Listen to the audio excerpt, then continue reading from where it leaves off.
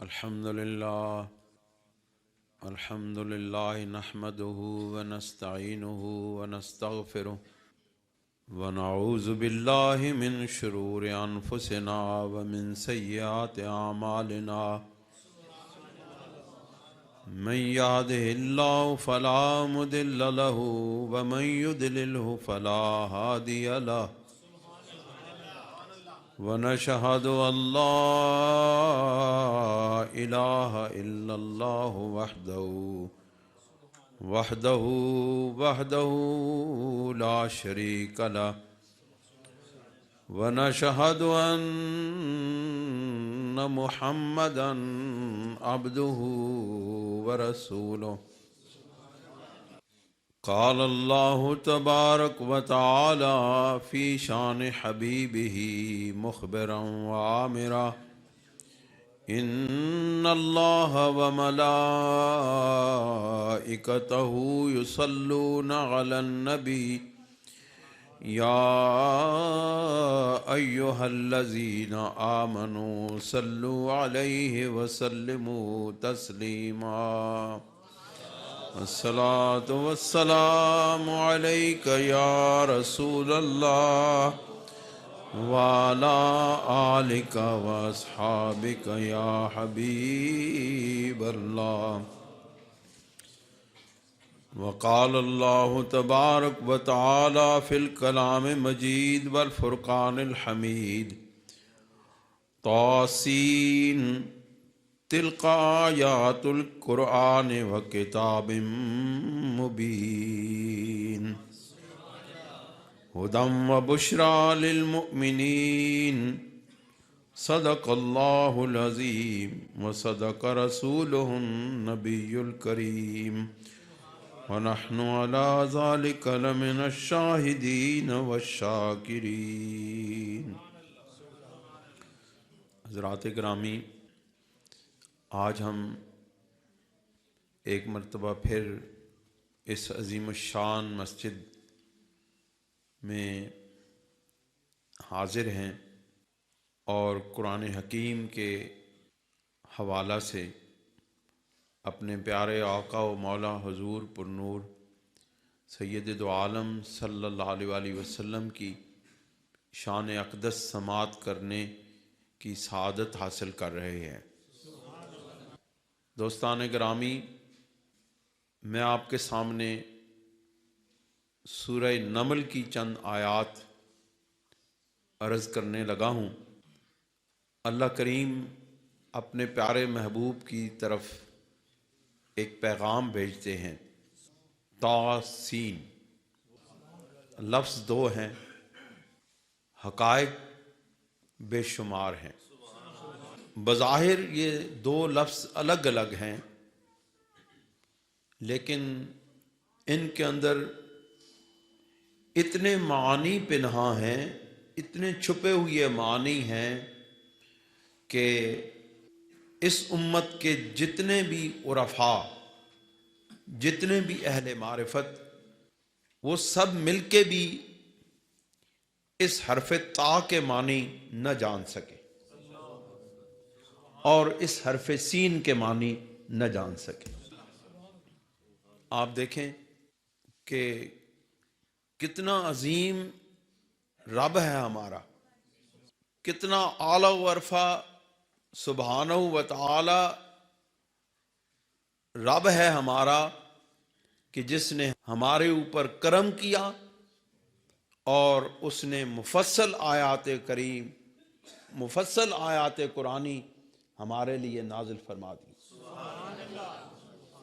اگر وہ انہی الفاظ کے ساتھ گفتگو فرماتے تو پھر محبوب سمجھتے اور کوئی نہ سمجھتا. اسی لیے متقدمین اور متاخرین علماء کرام، صوفیاء اعظام اس نتیجے پہ پہنچے ہیں کہ ان حروف مقطعات کا معنی اللہ جانتا ہے اور اس کا رسول جانتا ہے. بس صرف جس نے یہ الفاظ نازل کیے وہ جانتا ہے اور جس کی طرف الفاظ نازل کیے گئے وہ جانتا ہے۔ اگر یہ سارا قرآن مجید انہی الفاظ پر مبنی ہوتا تو قرآن کو کوئی نہ سمجھ سکتا سوائے مصطفیٰ صلی اللہ علیہ وآلہ وسلم کے، اور یہ راز رہ جاتا اللہ اور اس کے رسول صلی اللہ علیہ وسلم کے درمیان۔ لیکن اللہ رب العزت نے اپنے محبوب کی امت کو نوازنا ہے، اور نوازا تھا اور نوازا ہے اور نوازتا رہے گا، کہ اس نے قرآن مجید کی آیات کو مفصل بیان کر دیا کہ اے میرے محبوب کے غلاموں، قیامت تک تم ساری دنیا پر اپنے اسی فضیلت کی بنیاد کے اوپر سب کے اوپر رہو گے کہ تمہارے لیے قرآن نازل کیا گیا، پھر قرآن کو سنا بھی تم نے، قرآن کو سمجھا بھی تم نے۔ اور یہ میرے محبوب صلی اللہ علیہ وآلہ وسلم کے غلاموں کی شان ہے کہ زندگیاں ختم ہو گئی ہیں، قلم ٹوٹ گئے ہیں، نسلیں گزرتی چلی جا رہی ہیں، اور آج تک قرآن کی تفسیریں لکھی جاتی رہی ہیں۔ باقی جتنے بھی دنیا کی کتابیں آئیں، جتنی بھی کتابیں لکھی گئیں، ان کی اس کے بعد شرح کوئی نہ بیان کر سکا۔ کہیں آپ کو بائبل کی تفسیر ملتی ہے، کہیں تورات، زبور، انجیل کی تفسیر ملتی ہے، کتابیں مل جاتی ہیں، تفسیرات نہیں ملتی۔ تفسیر صرف ایک کتاب اللہ کی ہے، قرآن مجید کی ہے، اور پھر تفسیر بھی وہ کہ جو حضور سرور دو عالم صلی اللہ علیہ وآلہ وسلم سے شروع ہو کر کے آج کے گئے گزرے زمانے تک، سارے زمانے اگر دیکھ لیے جائیں تو ہر زمانے میں رسول اللہ کے غلام پیدا ہوتے رہے ہیں جو قرآن مجید کے معنی بیان کرتے رہے ہیں۔ انہی میں سے چند اہل اللہ نے ان حروف مقطعات کے معنی بھی بیان کیے ہیں۔ یہ بھی حضور سرور دو عالم صلی اللہ علیہ وسلم کی فیض نظر ہے، ان کا کرم ہے کہ جو راز ہیں اللہ اور اس کے رسول کے درمیان، پھر اللہ کے محبوب صلی اللہ علیہ وآلہ وسلم کے غلاموں میں اللہ رب العزت نے ایسے اشخاص بھی پیدا کر دیے کہ جن کو ان رازوں کا امین بھی بنایا گیا ہے، تاکہ کوئی یہ نہ کہے کہ یہ بے معنی الفاظ ہیں، ان الفاظ کے کوئی معنی نہیں ہے۔ لوگ کہتے ہیں نا کہ یہ جی حروف مقطعات ہیں، یہ بس عربوں کا ایک طریقہ کار تھا، عربوں کی فصاحت اور بلاغت اور ان کا ایک انداز بیان تھا، وہ اپنے کلام کے اندر کچھ ایسے الفاظ داخل کر دیا کرتے تھے۔ اسی طرح اسی اسلوب کو پیش نظر رکھتے ہوئے قرآن مجید میں بھی وہ چند الفاظ بیان کر دیے گئے، لیکن ان کے الفاظوں کے معنی کوئی نہیں ہوتے تھے، قرآن مجید کے معنی ہیں۔ اہل معرفت نے کہا ویسے تو تمام امت کا اس پر اجماع ہے، تمام امت کا اس بات پر اجماع ہے کہ حروف مقطعات کے معنی صرف اللہ اور اس کے رسول جانتے ہیں، حقیقی معنی۔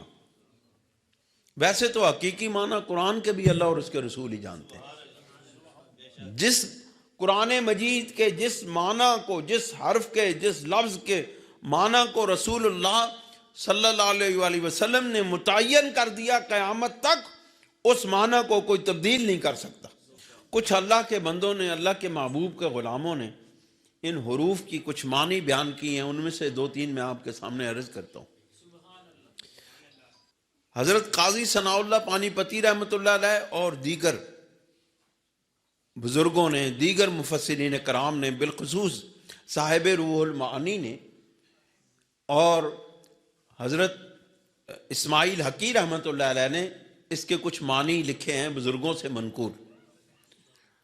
آپ فرماتے ہیں تا سے مراد یہ تا سین جو سورہ نمل کے ابتدائی دو حروف ہیں، حروف مقطعات ہیں، ان کے معنی بیان کرتے ہوئے یہ لکھتے ہیں کہ تا سے مراد اللہ رب العزت کے محبوب وہ غلام مراد ہیں جو مطہر ہیں، جو پاک ہیں، اور اللہ رب العزت کی پاکیزگی اللہ رب العزت کی تنزیہ و تقدیس کی ان کے اوپر نظر پڑی ہے اور ان کے قلوب بھی مطہر اور پاک ہو گئے ہیں۔ اور سین سے مراد سر ہے، اور یہ راز، سر کا مطلب راز ہوتا ہے، سین سے مراد سر ہے، اور یہ راز ہے اللہ اور اس کے محبوب کے غلاموں کے درمیان میں ایک راز ہے، اللہ اور اس کے محبوب کے درمیان ایک راز ہے جو اس کے سوا اور کوئی نہیں جانتا۔ صوفیاء کرام لکھتے ہیں کہ اس راز کے اندر نہ کوئی ملک مقرب نہ کوئی نبی مرسل دخل انداز ہو سکتا ہے۔ یہ صرف وہ راز ہے جو اللہ جانتا ہے اور اللہ کے محبوب جانتے ہیں۔ اس میں نہ کوئی فرشتہ دخل دے سکتا ہے، نہ کوئی نبی دخل دے سکتا ہے، نہ کوئی رسول دخل دے سکتا ہے۔ یہ وہ عظیم الشان حروف ہیں، تا سین۔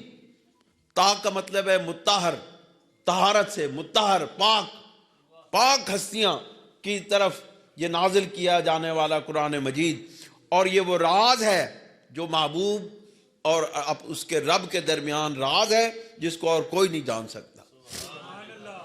پھر ایک بہت بڑے بزرگ ابتدائی متقدمین اولیاء اللہ میں سے حضرت ابو القاسم قشیری رحمۃ اللہ علیہ، حضرت ابو القاسم قشیری جنہوں نے رسالہ قشیریہ لکھا ہے، اور تصوف کے ابتدائی جو لکھی جانے والی کتابیں ان میں سے ایک کتاب ہے۔ سب سے پہلی کتاب حضرت ابو طالب مکی رحمۃ اللہ علیہ نے لکھی تصوف کے اوپر، کون سی؟ جو حضرت ابو طالب مکی رحمۃ اللہ علیہ نے جو سب سے پہلے کتاب تصوف کے اوپر لکھی گئی وہ حضرت ابو طالب مکی رحمۃ اللہ علیہ کی ہے، اور اس کا نام ہے قوت القلوب۔ قوت کہتے ہیں غذا کو، قلوب غذا، قلوب کی غذا۔ حضرت ابو القاسم قشیری رحمۃ اللہ علیہ اس کے بارے میں لکھتے ہیں کہ تا سے مراد اللہ رب العزت کی پاکی کی وجہ سے اس کے اولیاء اللہ کے دل پاک ہو گئے ہیں۔ اللہ مطہر ہے، پاک ہے، اس کی پاکی کی وجہ سے اس کے اولیاء اللہ کے قلوب بھی پاک ہو گئے ہیں۔ اللہ کی نظر کرم ہوئی، اللہ کا فیض آیا، اللہ کے فیوزات، برکات، انوارات اور تجلیات نے اولیاء اللہ کے قلوب و اذہان کو منور کیا، اور اس کا فائدہ یہ ہوا اور اس کا نتیجہ یہ نکلا کہ ان کے دل بھی پاک ہو گئے۔ اور پھر یہ کہ یہ صرف پاک نہیں ہوئی ہے، وہ تجلیات صرف پڑھی ہیں، اور یہ نہیں کہ ان کو معلوم نہیں ہوں، ان بزرگوں نے ان تجلیات کا مشاہدہ بھی کیا ہے۔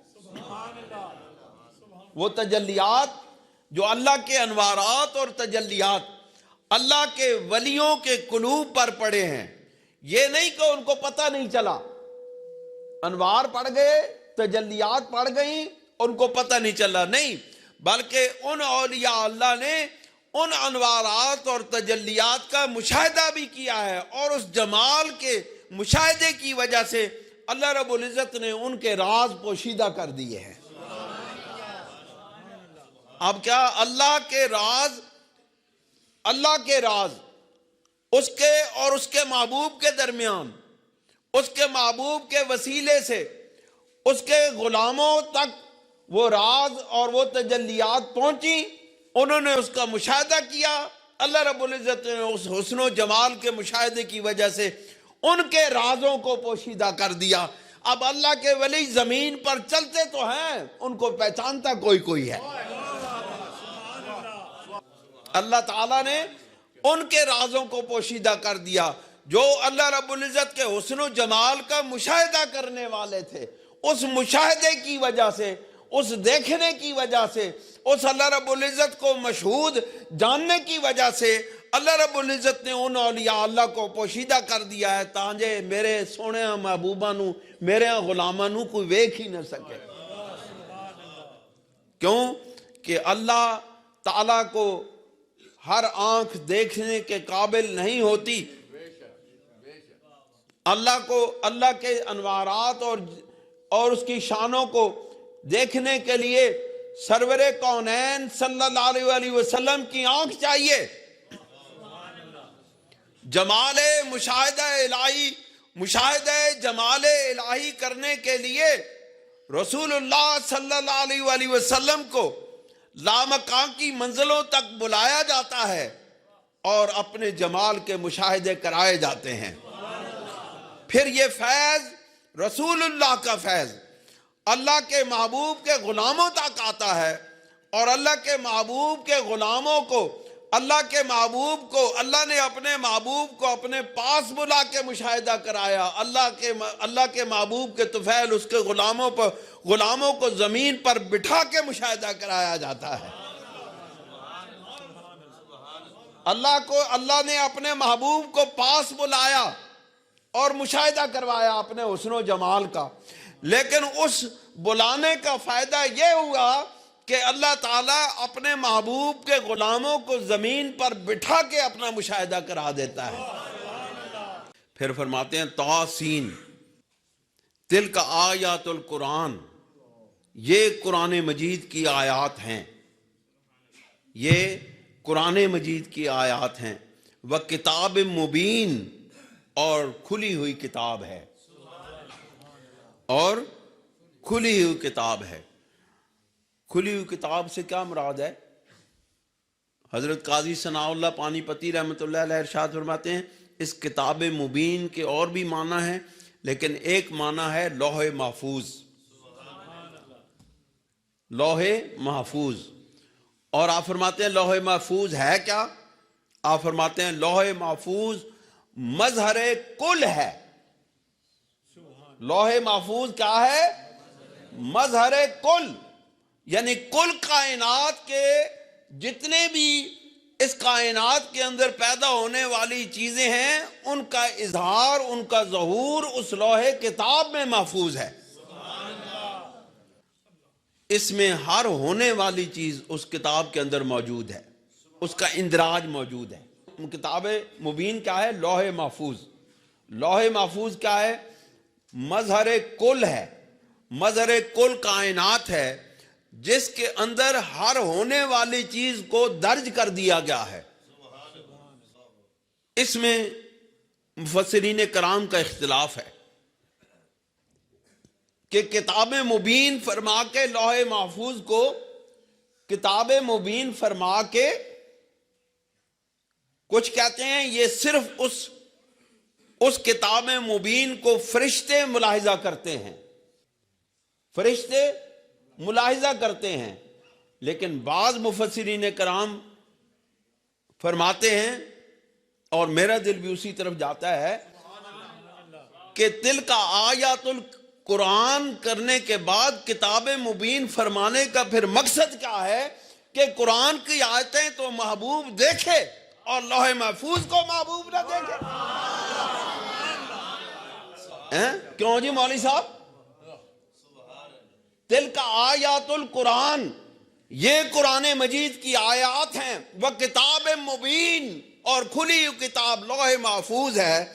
اس کا مطلب ہے کہ ہمارے محبوب صلی اللہ علیہ وآلہ وسلم اس کتاب کی آیات کی تلاوت کرتے ہیں، اس کتاب کی آیات کو دیکھتے ہیں، اور ایک نظر اس کتاب پر بھی ہے، ایک نظر اس کتاب پر ہے۔ وہ جو کتاب مظہر کل ہے اس کو بھی ملاحظہ فرما رہے ہیں، یہ کتاب جو ہدایت کی کتاب ہے اس کو بھی دیکھ رہے ہیں۔ پھر ارشاد فرماتے ہیں یہ جو قرآن مجید کی آیات ہیں، یہ جو کتاب مبین ہے، یہ کیا ہے؟ ہدی و بشریٰ للمؤمنین، ہدی و بشریٰ للمؤمنین، یہ ہدایت ہے اور خوشخبری ہے۔ کس کے لیے؟ مومنین کے لیے۔ قرآن مجید کی آیات ہدایت ہیں، کس کے لیے؟ مومنوں کے لیے، کافروں کے لیے نہیں، مومنوں کے لیے۔ مومنین کون ہیں؟ جن کے قلوب اللہ رب العزت کی تجلیات اور انوارات کے مرکز بنے ہوئے ہیں، کیونکہ ایمان کا نور اس وقت تک کسی قلب میں داخل نہیں ہو سکتا جس وقت تک مشیت الہی اس نور ایمان کو کسی شخص کے قلب میں داخل نہ کرنے کا حکم دے۔ یہ جو ایمان ملتا ہے یہ اللہ کے حکم سے ملتا ہے۔ اس لیے آپ دیکھیں ایمان والوں کے چہرے روشن ہوتے ہیں، ایمان والوں کی پیشانیاں نور سے چمک رہی ہوتی ہیں۔ آپ دنیا کے کسی بھی بدعقیدہ شخص کو دیکھ لیں، ان کے اندر جب نور ایمان کی چمک نہیں ہوتی، ان کے چہرے پر بھی نور ایمان کی چمک نظر نہیں آتی۔ اللہ کریم نے ارشاد فرمایا یہ جو قرآن مجید کی آیات ہیں اور وہ جو کتاب لوح محفوظ ہے، یہ کس کے لیے ہدایت ہے؟ مومنوں کے لیے ہدایت بھی ہے اور خوشخبری بھی ہے۔ صوفیاء کرام کہتے ہیں کہ ہدایت تو قرآن مجید کی آیات پڑھ کے پا لیتے ہیں، خوشخبری بھی ادھر سے کچھ مل جاتی ہے، لیکن یہ جو خاص کیا گیا ہے خوشخبری تو ہر پڑھنے والے کو مل جاتی ہے۔ جو بھی قرآن مجید پڑھے گا اس میں جو جنت والی آیات ہیں وہ پڑھے گا، اس کو خوشخبری مل جائے گی۔ لیکن یہاں پر مومنین کے لیے جو خوشخبری کا جو سنایا گیا ہے مجدہ جاں فضا، یہ جو بشرا ہے، بشرا للمومنین ہے، اس کا یہ مطلب ہے کہ محبوب صلی اللہ علیہ وآلہ وسلم کے غلاموں کو بھی یہ نظر عطا کی جاتی ہے کہ وہ بھی لوح محفوظ پر دیکھ کر کے اپنے نام جنتیوں میں دیکھ لیتے ہیں، خوشخبری پا لیتے ہیں۔ حضرت امام ربانی رضی اللہ تعالیٰ عنہ، میرے پیارے مجدد الفسانی رحمت اللہ علیہ، حضرت محبوب سبحانی مجدد الفسانی رحمت اللہ علیہ، آپ کے خلیفہ حضرت شیخ طاہر بندگی رحمت اللہ علیہ میانی شریف میں تشریف فرما ہے۔ حضرت امام ربانی رضی اللہ تعالیٰ عنہ کے بیٹے صاحبزادے آپ کے شاگرد ہیں، آپ کے شاگردوں میں سے ہیں۔ ایک دن آپ نے فرمایا اپنے صاحبزادوں کو کہ میں نے تمہارے استاد محترم کے متعلق جب لوح محفوظ پہ نگاہ ڈالی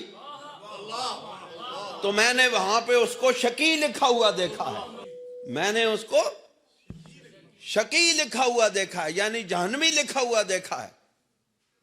تو حضرت امام ربانی رضی اللہ تعالیٰ عنہ کے صاحبزادوں نے جا کے اپنے استاد کو بتایا کہ ہمارے والد گرامی یہ ارشاد فرماتے ہیں۔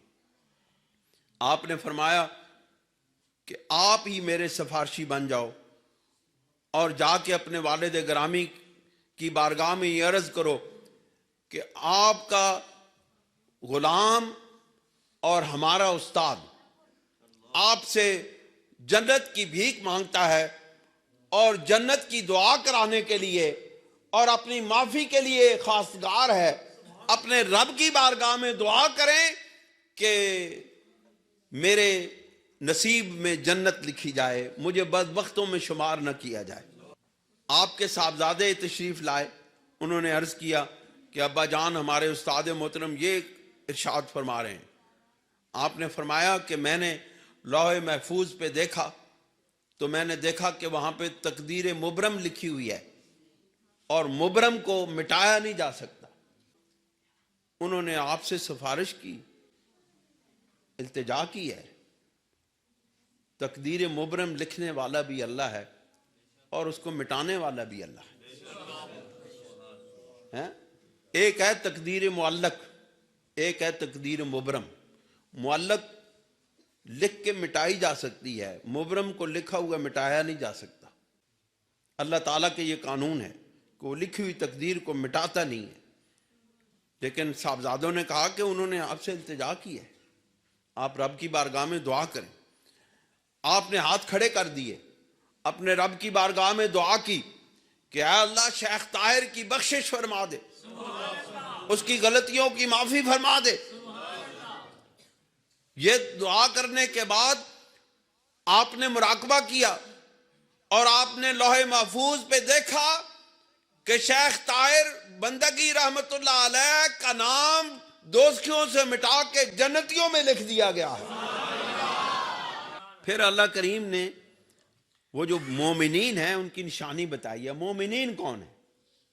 اللہ کریم ارشاد فرماتے ہیں مومنین وہ ہیں الذین یقیمون الصلاۃ۔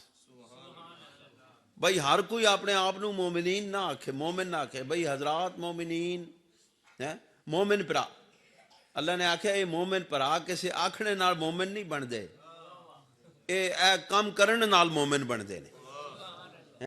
مومنین کہنے سے مومنین نہیں ہوتے، مومنین اللہ کی اطاعت سے مومن بنتا ہے۔ اللہ رب العزت فرماتے ہیں الذین یقیمون الصلاۃ، وہ مومن ہیں جو نماز قائم کرتے ہیں، نماز پڑھتے نہیں، نماز قائم کرتے ہیں۔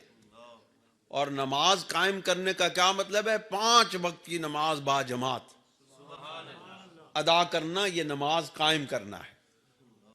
1 پڑھ چھوڑی، 2 پڑھ چھوڑیاں، 3 پڑھ چھوڑیاں، 2 دن پڑھیاں، 3 دن نہ پڑھیاں، پھر پڑھنے لگ پے، یہ نماز قائم کرنا نہیں ہے۔ اللہ کریم ہم سب کو مومن، سچا مومن بننے کی توفیق عطا فرمائے۔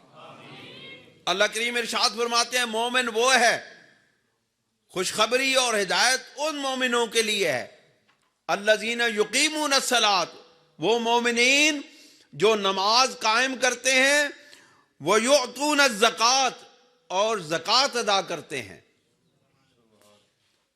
وَهُمْ بِالْآخِرَةِ هُمْ يُوقِنُونَ، اور وہ آخرت پر یقین رکھتے ہیں۔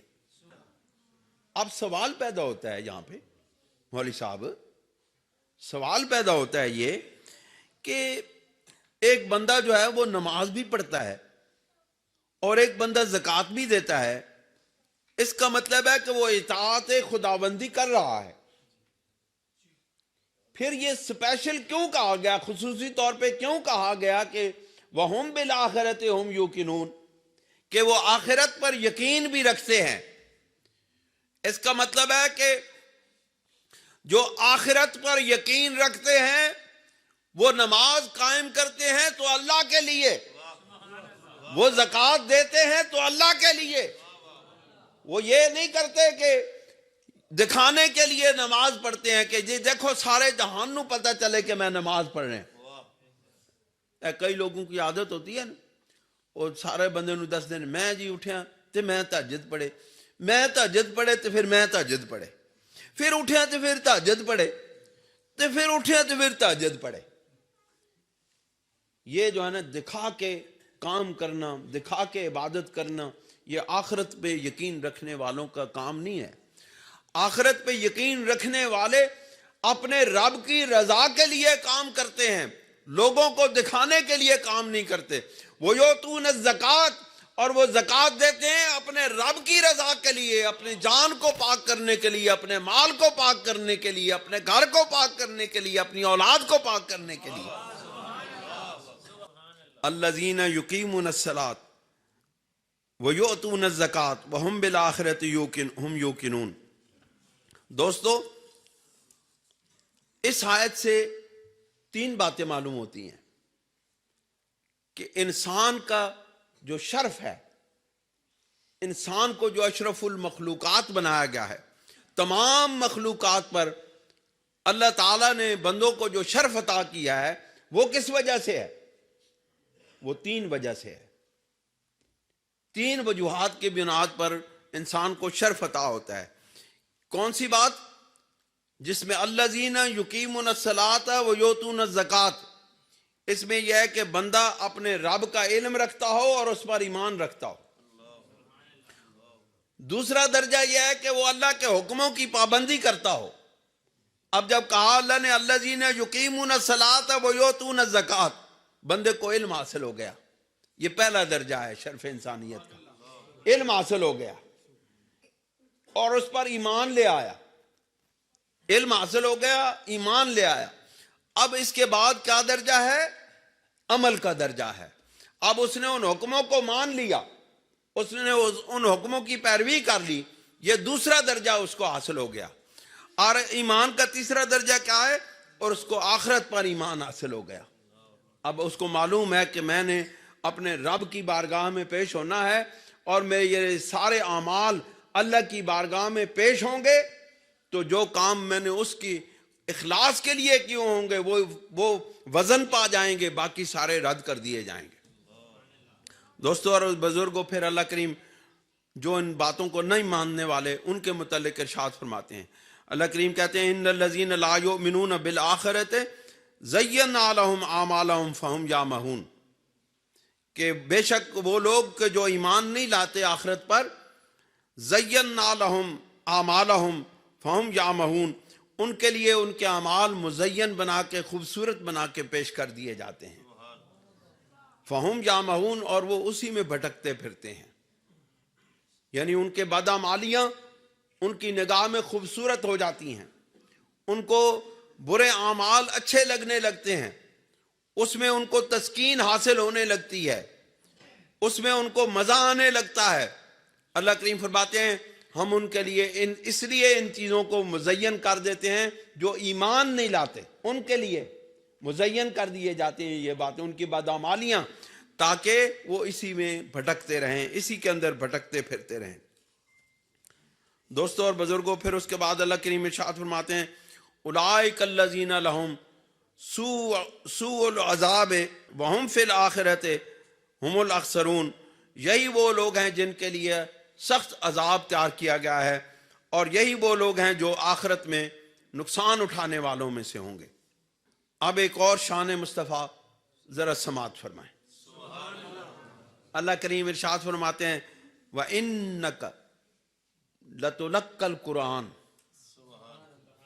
وَإِنَّكَ لَتُلَقَّى الْقُرْآنَ مِن لَدُنْ حَكِيمٍ عَلِيمٍ. وَإِنَّكَ لَتُلَقَّى الْقُرْآنَ، اور بے شک تجھے سکھایا ہے قرآن مجید، من لدن، اپنی جانب سے. کس نے؟ حکیم علیم، حکمت والے اور علم والے رب نے. لوگ کہتے ہیں جبرائیل قرآن مجید لے کر آئے اور وہ استاد ہیں رسول اللہ کے، ایسے ہی کہتے ہیں نا کہ نہیں؟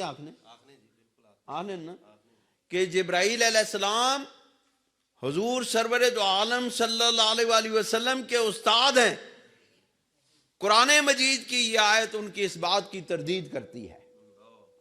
قرآن کہتا ہے وَإِنَّكَ لَتُلَقَّى الْقُرْآنَ، اے میرے محبوب بے شک ہم نے اپنی جانب سے تجھے قرآن مجید سکھایا ہے. کس نے سکھایا؟ جو علیم بھی ہے، جو حکیم بھی ہے. دوستو یہاں 2-3 پوائنٹس میں آپ کے سامنے عرض کرتا ہوں.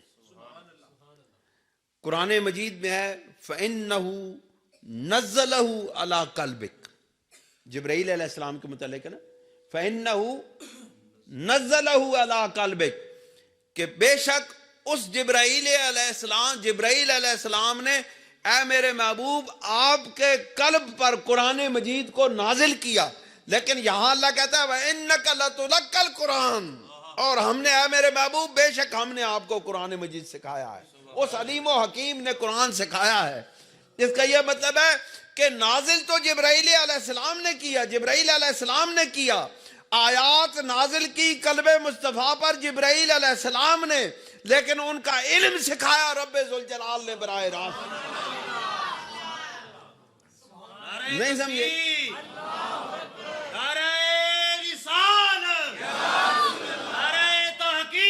اس کا یہ مطلب ہے کہ قرآن نازل تو کیا جبرائیل علیہ السلام نے، لیکن قرآن مجید کو سکھایا اللہ رب العزت نے براہ راست، تاکہ کوئی دنیا کے اندر فرشتہ اور انسان یہ دعویٰ نہ کر سکے کہ میرے محبوب کا کوئی استاد ہے.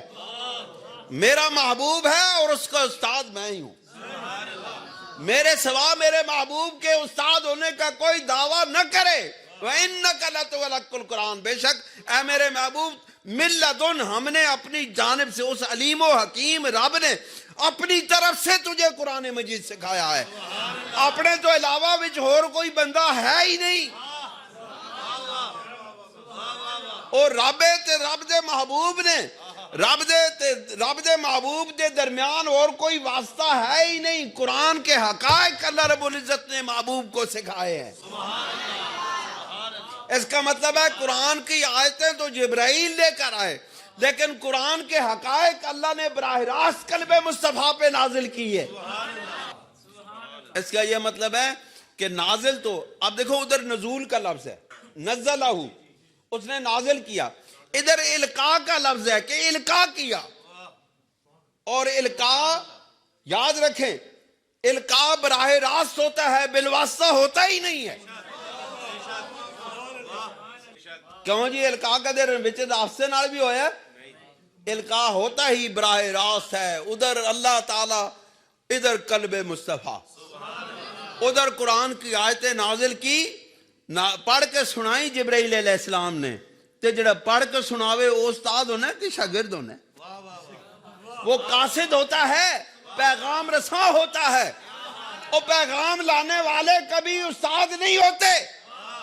کدے کوئی تواڈے کول اپنے مرشد دا پیغام لے کے آوے تے تسی اس نو آکھو بھئی یہ میرا استاد بن گیا ہے، استاد نہیں ہوتا. وہ پیغام لے کے آیا ہے، اس نے پڑھایا نہیں ہے. شاگرد سنایا کرتے ہیں سبق، پڑھایا نہیں کرتے.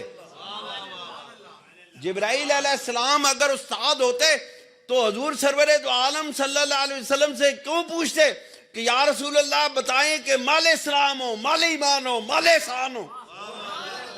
جس کو معلوم ہو وہ پوچھتا نہیں ہے. اللہ کے حدیث جبرائیل ہے نا، بخاری میں، تمام کتابوں میں لکھی ہے کہ جبرائیل نے پوچھا مال اسلام ہو، حضور نے بتایا اسلام یہ ہے. انہوں نے پوچھا یا رسول اللہ ایمان کیا ہے؟ حضور علیہ السلام نے فرمایا ایمان یہ ہے. آپ نے پوچھا احسان کیا ہے؟ آپ نے پوچھا احسان یہ ہے. پھر انہوں نے پوچھا قیامت کا دن آسی؟ آپ نے آکھیا اسی یہ گل نہیں دستے، یہ گل میرے تے میرے رب دے درمیان راز ہے، یہ تانوں نہیں دسنی. جاؤ تسی شاگرد ہو تے ساڈے تے جاؤ ہن یہ گل نہیں دسی، باقی ساریاں گلاں دس دی.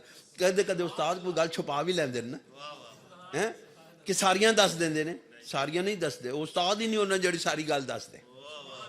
کیوں جی؟ دوستو، اللہ کریم کے محبوب صلی اللہ علیہ وسلم کی یہ شان ہے کہ اللہ رب العزت فرماتے ہیں وَإِنَّكَ لَتُلَقَّ الْقُرْآنَ، اے میرے محبوب ہم نے قرآن مجید آپ کے قلب اطہر پر اس علیم و حکیم نے القاء کیا ہے، یعنی اس کے حقائق القاء کیے ہیں. اب یہ ہے، اب کوئی دوسرا شخص رسول اللہ جیسا نہیں ہو سکتا.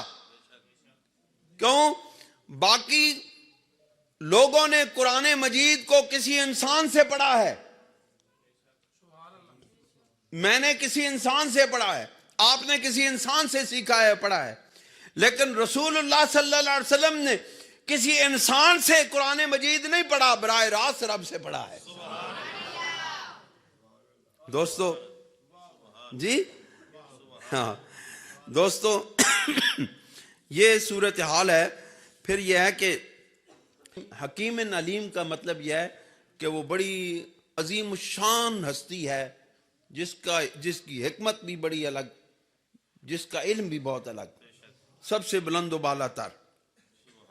اللہ اپنے محبوب پر قرآن مجید کی آیات کے نزول کے بعد ایک بڑی خوبصورت آیت مبارکہ، جو میں آخری آیت مبارکہ ہے، وہ میں آپ کے سامنے عرض کر کے اپنی بات کا اختتام کروں گا.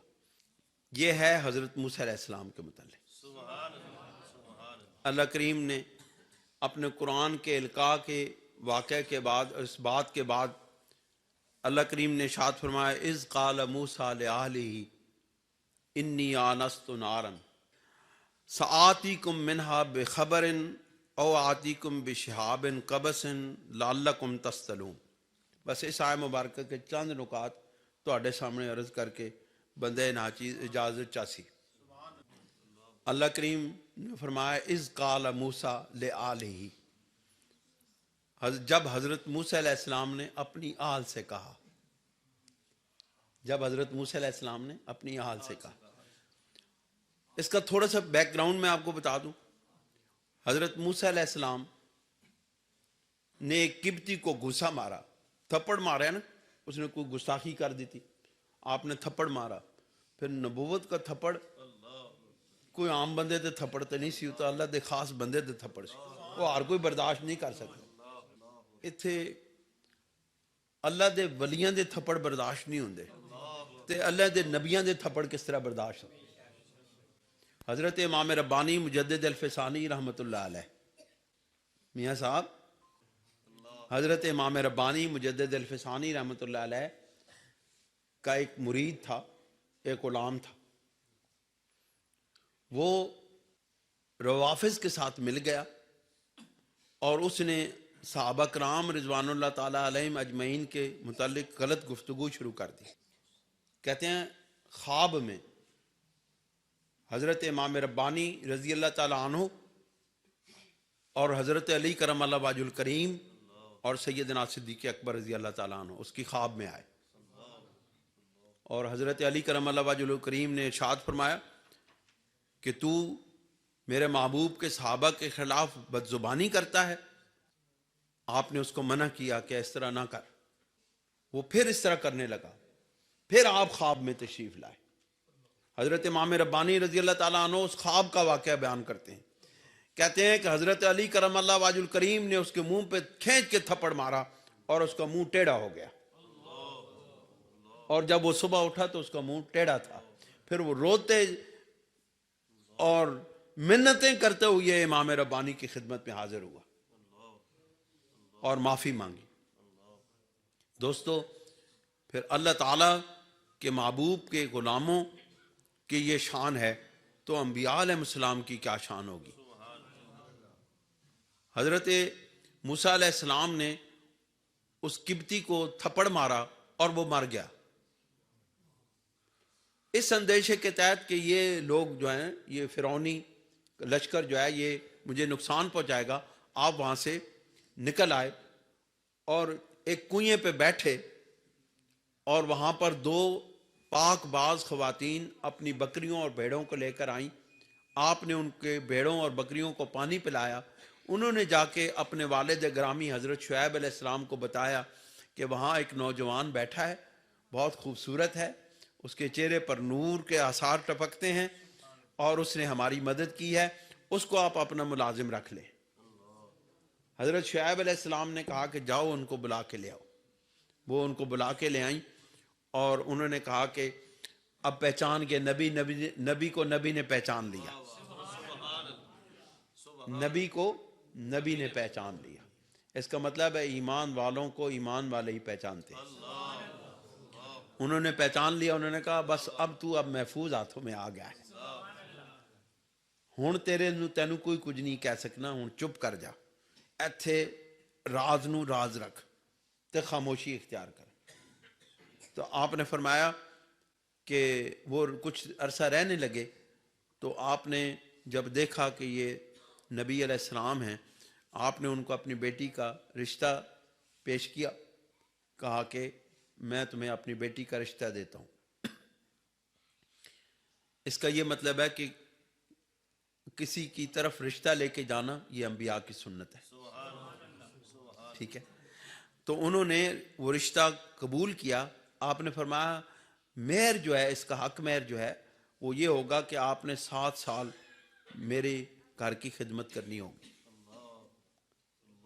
اگر آپ 10 سال کر دیں تو یہ اس کے اوپر فضل ہوگا. تو انہوں نے حضرت موسیٰ علیہ السلام نے اس کو قبول کر لیا، اور آپ کا حضرت صفورہ نام ہے، صفورہ سے نکاح ہو گیا. حضرت شعیب علیہ السلام کی دختر اختر تھی، ان سے نکاح ہو گیا. تو 10 سال آپ نے حضرت شعیب علیہ السلام کی خدمت میں گزارے. پھر جس وقت وہ اپنی زوجہ محترمہ کو لے کر کے اپنی والدہ اور اپنی بہن کو لینے کے لیے مصر روانہ ہوئی ہے کہ میں ان کو جا کے لے آؤں، تو انہوں نے اپنی بیوی کو بھی ساتھ لے لیا، زوجہ کو بھی ساتھ لے لیا کہ میں اپنی ماں اور بہن کو لے کر آؤں. تو جاتے جاتے طور کے قریب سے گزرے. لوگ کہنے رستہ بھول گئے. اللہ کہنا ہے کہ نہیں، رستہ نہیں بھولیا، میرا محبوب मैनू वेखण आया सी।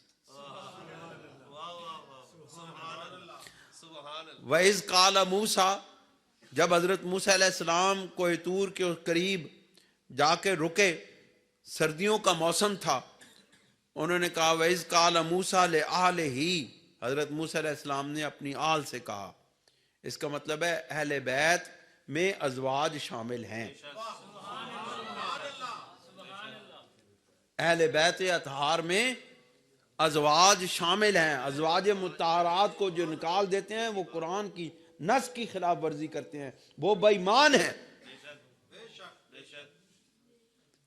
वइज़ काल मूसा ले आलही, हजरत मूसा अलैहिस्सलाम ने अपनी आल से कहा इन्नी आनस्तु नारा, मैंने आग देखी है, मैंने आग देखी है। आग सी, वो आग थी जो नबी ने देखी, आग थी। मूसा अलैहिस्सलाम ने, वो आग तो नहीं थी, वो तो नूर था। देखी आग। दोस्तों, अल्लाह ताला अपने अंबिया की जुबान से निकले हुए लफ्जों की लाज रखता है। वो आग तो न थी, वो नूर था, लेकिन नबी के मुंह से निकले हुए लफ्ज नार के, अल्लाह रब्बुल इज्जत ने भी नार ही कहा कि मेरे महबूब, मेरे नबी की जुबान ने अगर इसको नार कह दिया है तो ये नूर नहीं, नार बन गई है। क्यों जी, गल समझे कि नहीं? नार तो न थी, नूर था। तजल्लियाते इलाहिया का नज़ूल हो रहा था उस मकाम पर, उस दरख्त पर। दरख्त सब्ज था, उसमें से आग निकल रही थी। दरख्त जलता भी नहीं था, धुआं भी नहीं उठता था। आग की निशानी है कि उससे धुआं निकलता है। हजरत मूसा अलैहिस्सलाम बड़े हैरान हुए कि सरसब्ज और शादाब दरख्त है, उसको आग भी लगी हुई है, धुआं भी नहीं निकलता, जलता भी नहीं है। इसका यह मतलब है कि नूर वाले जो होते हैं वो धुआं नहीं देते, और नूर वाले जो होते हैं वो जलते भी नहीं हैं, और नूर वाले जो होते हैं वो रोशनियां देते हैं, अंधेरे नहीं फैलाते। अल्लाह के नबी ने फरमाया अन्नी आनस्तु नारा, मैंने आग देखी है। अल्लाह रब्बुल इज्जत ने उसको आग ही कह दिया कि मेरे नबी दे जुबान चो निकले हुए लफ्जां दी असी लाज रखेंगे कि कल कोई इंज ना आखे भाई अल्लाह दे नबी नू मालूम नहीं थी कि आगे के नूर है, फर्क नहीं किया। अल्लाह ने कहा मेरे महबूब, मेरे नबी ने नार आख्या, असी भी नार ही बना देता। हुण कोई आख सकता है भाई अल्लाह के नबी ने नार कहा, अल्लाह ने कहा ये नार है, था नूर, तजल्लियाते इलाही का ज़हूर हो रहा था। अल्लाह करीम के महबूब ने फरमाया साआतीकुम मिनहा बेखबरिन, मैं उसमें से कोई खबर, वहां से कोई खबर लाऊंगा, वहां से कोई खबर लाऊंगा। अल्लाह के महबूब नबी ने कहा कि मैं अभी ले आता हूं तुम्हारे पास वहां से कोई खबर। इसका मतलब है कि खबर का मतलब है कोई इल्म, खबर का मतलब है इल्म। इसका मतलब है जहां नूर होता है वहां इल्म होता है, जहां नूर होता है, जहां तजल्लियाते इलाही का ज़हूर होता है वहां इल्म होता है। इसलिए जितने भी औलिया अल्लाह हैं वो तजल्लियाते इलाही का मज़हर होते हैं।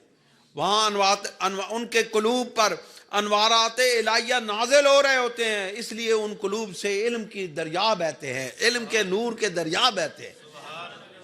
साआतीकुम मिनहा बेखबरिन, मैं अनकरीब तुम्हारे पास वहां से कोई खबर लेकर आता हूं, कोई इल्म की बात लेकर आता हूं। और फिर फरमाया ओ आतीकुम बिशहाबिन कबसिन, या मैं उससे कोई जलता हुआ शोला लेकर आता हूं।